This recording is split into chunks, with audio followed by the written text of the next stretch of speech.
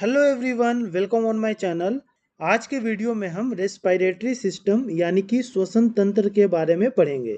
और respiratory system को हम दो वीडियो में कवर करेंगे। ये पहला वीडियो है और इसका जो पीडीएफ है वो मैं डिस्क्रिप्शन में डाल दूंगा, आप वहां से डाउनलोड कर लीजिएगा।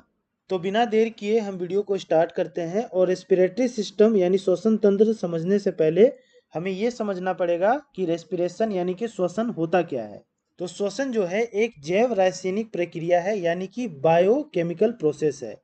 और ये जो प्रोसेस है ये कहाँ पे होता है, तो ये जीवों के कोशिकाओं में यानी कि जो जीवित चीज है उनके सेल्स में, उनके कोशिकाओं के भीतर जो है ये प्रक्रिया होती है। और इस प्रक्रिया में होता क्या है कि ऑक्सीजन की उपस्थिति में यानी ऑक्सीजन के प्रेजेंस में जो ग्लूकोज है या आप कह सकते हैं जो खाना है वो टूटता है और उससे जो है ऊर्जा उत्पन्न होती है।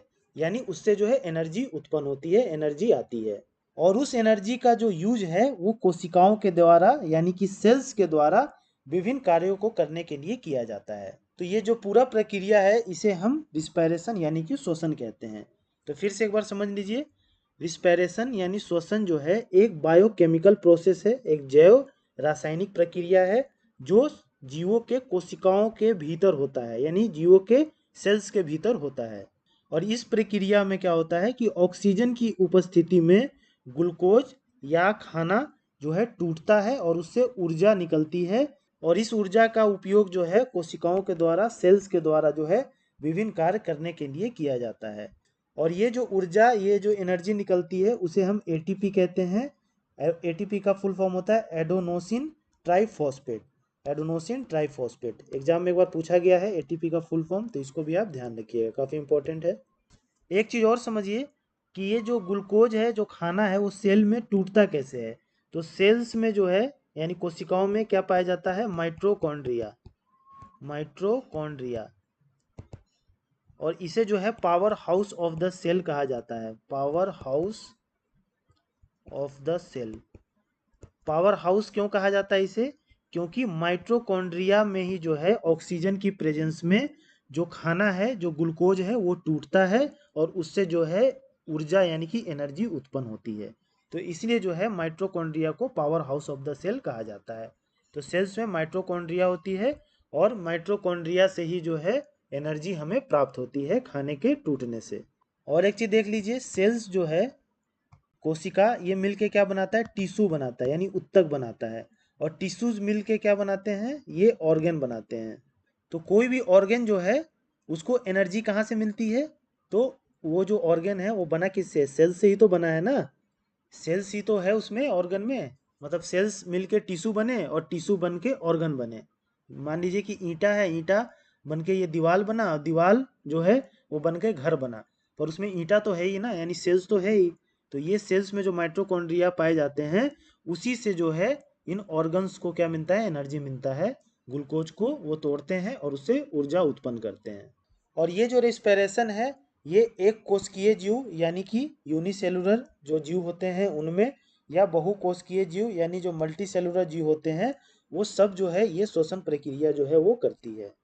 आगे बढ़ते हैं हम। अब हम देखते हैं टाइप्स ऑफ रिस्पिरेशन के बारे में, यानी कि श्वसन के कितने प्रकार होते हैं। तो श्वसन के दो प्रकार होते हैं, एक होता है एरोबिक रिस्पिरेशन और दूसरा होता है एनारोबिक रिस्पिरेशन। तो एरोबिक रिस्पिरेशन में क्या होता है कि यह एक प्रकार का कोशिकीय श्वसन है, यानी कि कोशिकीय मतलब कि सेल्स, सेल्स का रिस्पिरेशन है जो ऊर्जा उत्पन्न करने के लिए ऑक्सीजन की उपस्थिति में होता है। यानी कि जो सेल्स हैं ये ऑक्सीजन की उपस्थिति में ग्लूकोज को तोड़ते हैं और उससे जो है एनर्जी प्राप्त करते हैं। तो इस तरह के जो रिस्पिरेशन होता है उसे हम एरोबिक रिस्पिरेशन कहते हैं। तो इसमें बस आपको ये ध्यान रखना है कि इसमें जो सेल्स हैं वो ऑक्सीजन की उपस्थिति में ये काम करते हैं।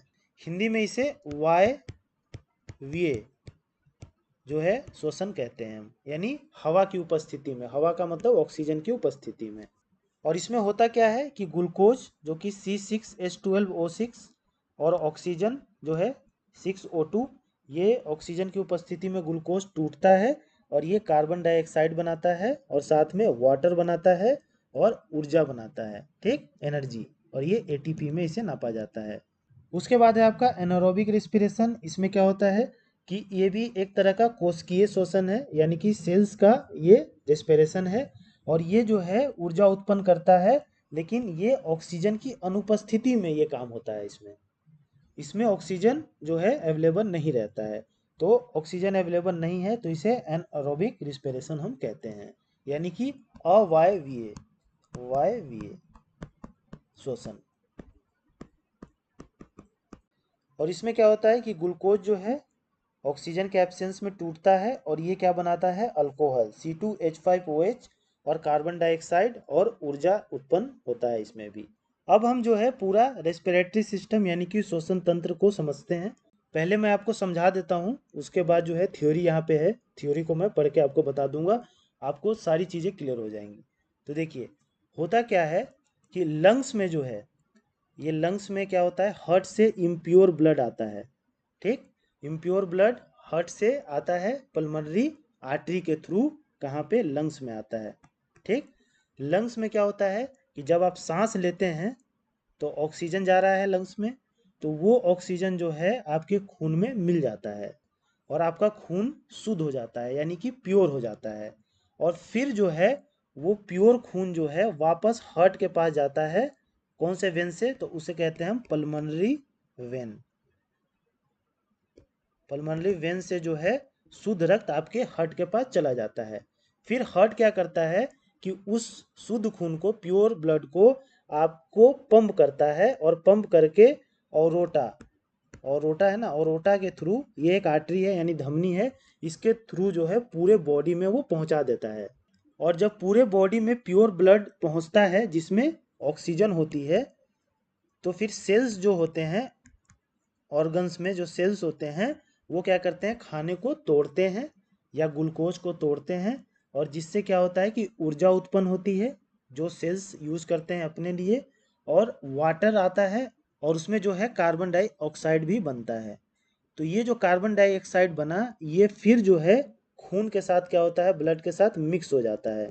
ठीक, और फिर ये जो मिक्स ब्लड है वापस जो है हार्ट के पास आ जाता है, और हार्ट जो है फिर इसे भेज देता है कहाँ पे, लंग्स के पास। किस लिए, प्योर करने के लिए। प्योर क्या, वहाँ पे ऑक्सीजन जो है इसमें मिलाया जाता है। तो ये जो पूरा प्रोसेस है, इसी को हम बोलते हैं रेस्पिरेटरी सिस्टम यानी कि श्वसन तंत्र। तो अब जो है थ्योरी हम पढ़ लेते हैं, देखिए आपको सारी चीज़ें क्लियर हो जाएंगी। जब हम सांस लेते हैं तो ऑक्सीजन जो है फेफड़ों में यानी कि लंग्स में जाता है। ठीक, फेफड़ों में अशुद्ध रक्त, जो अशुद्ध रक्त कौन भेजा है फेफड़ों में, आपका पल्मोनरी आर्टरी के थ्रू अशुद्ध रक्त जो है फेफड़ों में हार्ट ने यानी कि हृदय ने भेजा है, उसमें जो है ऑक्सीजन मिल जाता है और यह शुद्ध हो जाता है यानी कि प्योर हो जाता है। यह जो शुद्ध रक्त है, प्योर ब्लड जो है, वो हार्ट के पास जाता है, किससे, पल्मोनरी वेन से, और हार्ट इसे जो है पूरे शरीर में पंप कर देता है। ये जो हार्ट वाला टॉपिक है ना, ये मैंने ब्लड वाले टॉपिक में पूरे डिटेल से कवर किया है। तो अगर आपने ब्लड वाला टॉपिक नहीं देखा है तो पहले आप उसको जाके एक बार देख लीजिए, मेरे प्लेलिस्ट में वो है। तो आगे देखिए, हार्ट जो है क्या किया, पूरे शरीर में शुद्ध ब्लड को यानी प्योर ब्लड को पंप कर दिया, और ये जो शुद्ध ब्लड है, प्योर ब्लड, ये धमनी यानी आर्टरी के थ्रू आपके पूरे शरीर में पहुंच गया, शरीर के सभी अंगों में पहुंच गया। उसके बाद जितने भी अंग हैं वो क्या करेंगे, खाने का दहन करेंगे, यानी जो ग्लूकोज है, खाना है, वो टूटेगा वहाँ पे।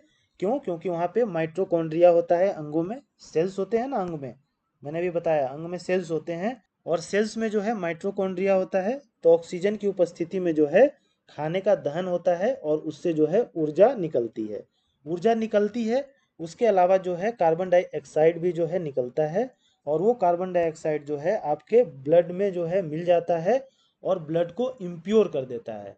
और फिर जो है ये इम्प्योर ब्लड जो है हार्ट के पास जाता है, और हार्ट जो है उसको क्या करता है, फेफड़ों के पास भेज देता है। ठीक, हार्ट के पास ये किससे जाता है, वेंस के थ्रू जाता है।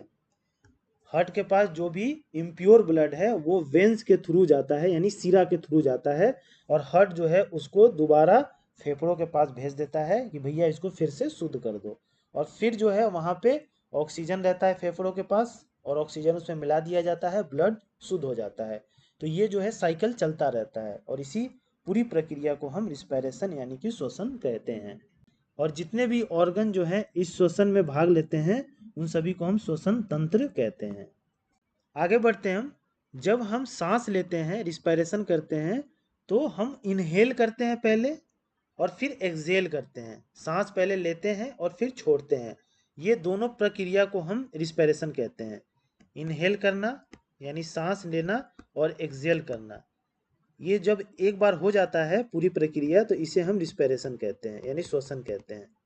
तो इसमें होता क्या है कि जब हम इनहेल करते हैं तो कौन कौन सी गैसें जो हैं हमारे अंदर जाती है, तो इनका ये परसेंटेज है और जनरली इनसे क्वेश्चन एग्जाम में बना है, इसलिए मैं यहाँ पे इसको बता रहा हूँ आपको। तो जब हम इनहेल करते हैं, जब सांस अंदर की ओर लेते हैं, तो ऑक्सीजन जो है 20.9%, लगभग 21% ऑक्सीजन जो है हमारे बॉडी के अंदर यानी हमारे फेफड़ों में जाता है। और CO2 कार्बन डाइऑक्साइड जो है 0.04% जो है हमारे फेफड़ों में जाता है, और नाइट्रोजन 78.1% जाता है। और भी कुछ गैसें जो हैं साथ में जाती हैं, पर वो काफ़ी कम मात्रा में होती हैं, बिल्कुल नेग्लिजिबल होती है, तो उसके बारे में ज़्यादा क्वेश्चन बनता नहीं है एग्जाम में, ज़्यादा इंपॉर्टेंट वो है नहीं। ये तीन गैसों के बारे में ध्यान रखिए कि जब हम इनहेल करते हैं तो ऑक्सीजन 20.9%, लगभग 21% जाता है, कार्बन डाइऑक्साइड 0.04% जाता है, और नाइट्रोजन जो है वो 78.1% जो है जाता है। उसके बाद जब हम एक्सहेल करते हैं यानी जब सांस हम छोड़ते हैं, तब ऑक्सीजन 16% बाहर आता है, CO2 4% बाहर आता है, और नाइट्रोजन जो है जितना गया था उतना ही बाहर आता है यानी 78.1% ही बाहर आता है।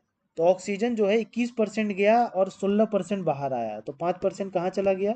तो 5% ऑक्सीजन जो है सेल्स ने जो खाना तोड़ा जिससे एनर्जी आया, तो वो ऑक्सीजन का ही तो उन्होंने यूज़ किया ना। तो ये 5% ऑक्सीजन जो है लगभग ये सेल्स के द्वारा यूज किया जाता है खाना को तोड़ने में, एनर्जी प्रोड्यूस करने में। और यहाँ पे जो है 0.04% कार्बन डाइऑक्साइड गया था, लेकिन निकला कितना? 4%। तो मैंने आपको बताया कि जब ग्लूकोज टूटता है ऑक्सीजन के प्रेजेंस में तो कार्बन डाइऑक्साइड बनता है, जो ब्लड के थ्रू फेफड़ों में आता है, ठीक, और फेफड़े इसे बाहर फेंकते हैं, तो इसीलिए जो है CO2 4% बाहर आता है, ठीक। ये हमारे बॉडी के अंदर जो ग्लूकोज टूटा है ऑक्सीजन के प्रेजेंस में, उससे बना CO2 है जो बाहर आता है। और नाइट्रोजन का जो है इसमें कोई रोल नहीं रहता है, जितना नाइट्रोजन हम इनहेल करते हैं उतना ही हम एक्सहेल करते हैं। आगे बढ़ते हैं हम, और हम लंग्स के बारे में पढ़ते हैं। रिस्पिरेटरी सिस्टम यानी कि श्वसन तंत्र में लंग्स जो है ये एक अहम अंग है, तो इससे जो है एग्जाम में क्वेश्चन बनते हैं, तो इसके बारे में हम एक बार पढ़ लेते हैं। तो देखिए, जब हम सांस लेते हैं तो हवा जो है इसके थ्रू हमारे लंग्स में आती है, इसे क्या कहते हैं हम? इसे ट्रेचिया हम कहते हैं, या विंड पाइप। ट्रेचिया या विंड पाइप के थ्रू जो हम सांस लेते हैं तो हवा जो है हमारे लंग्स में आती है। ट्रेचिया जो है यहाँ से दो भागों में डिवाइड हो जाता है, ठीक। देखिए, एक ये और एक ये, क्योंकि दो लंग्स होते हैं हमारे, दो फेफड़े होते हैं ना, एक फेफड़ा ये है एक ये, तो आपका जो ट्रेचिया है वो दो भाग में डिवाइड हो जाता है, और उसे हम ब्रोंची कहते हैं, ब्रोंकी, BRONCHI, ब्रोंकी कहते हैं, ब्रोंची नहीं। उसके बाद जो है ब्रोंकी जो है बाद में और जो है पार्ट में डिवाइड हो जाते हैं, देख रहे हैं ना, और पार्ट में डिवाइड हो गया, तो इसे हम ब्रोंकियोल्स कहते हैं, ठीक, ब्रोंकियोल्स। और ये ब्रोंकियोल्स के जो लास्ट में क्या होता है कि इस तरह से जो है बबल्स टाइप के बने होते हैं, जैसे आप इस पिक्चर में देखिए, ये बबल्स टाइप का बना है, यहाँ देखिए, इस तरह से जो है ब्रोंकियोल्स के लास्ट में जो है बबल्स टाइप का बना होता है, इसे हम एल्वियोली कहते हैं। और इसी में जो है एल्वियोली में एक्सचेंज ऑफ गैसेज होता है, एक्सचेंज ऑफ गैसेज यानी कि गैसों का आदान प्रदान। ऑक्सीजन जो है यहाँ पे ब्लड में मिलाया जाता है, और कार्बन डाइऑक्साइड जो है वो कहाँ? बाहर जाता है जब आप श्वास छोड़ते हैं। तो ये एक्सचेंज ऑफ गैसेज जो है वो एल्वियोली में ही होता है। उसके बाद जो है ये क्या है? आपका लेफ्ट लोब है, लेफ्ट की तरफ, और ये आपका क्या है? राइट लोब है, राइट की तरफ।